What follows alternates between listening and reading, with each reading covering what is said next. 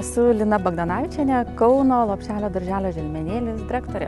Ikimokyklinis sektoriui kalbančių apie savo tiesioginį darbą yra labai nedaug. Žmonės atiduoda save,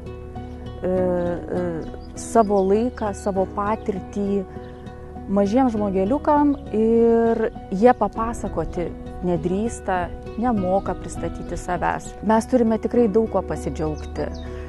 Pas mus yra nuostabios sąlygos ikimokykliniam sektoriui, nes mes atliekame ne tik ugdymo paslaugą, mes ir priežiūrą vaiko atliekame kasdien. Ir tai yra nedaug šalių, kur gali tuo pasigirti. Mes vaikus paimam nuo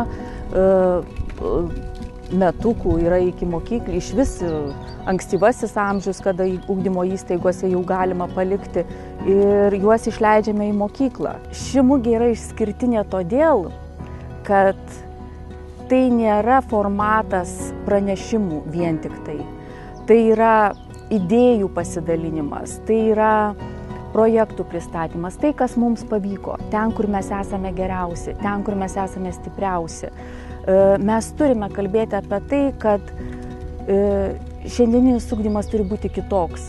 Jis turi būti orientuotas į Z kartos vaikus ir atliepti jų poreikius. Jie visi yra skirtingi ir jiems netinka ta pati priemonė ar metodas taikomas.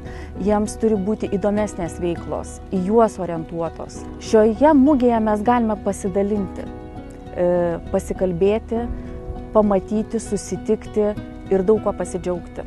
Mugės idėja yra orientuota ne tik tai į pedagogus, ikimokyklinių įstaigų vadovus, bet jinai orientuota į vaiką, į ugdymo proceso tobulinimą, į ieškojimą kelių lengvesnių pedagogui kasdieną tenkinti vaiko poreikius, vaiko gebėjimų vystymasi.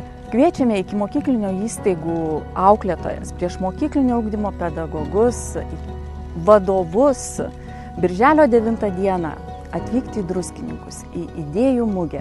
Jūs esate labai laukiami.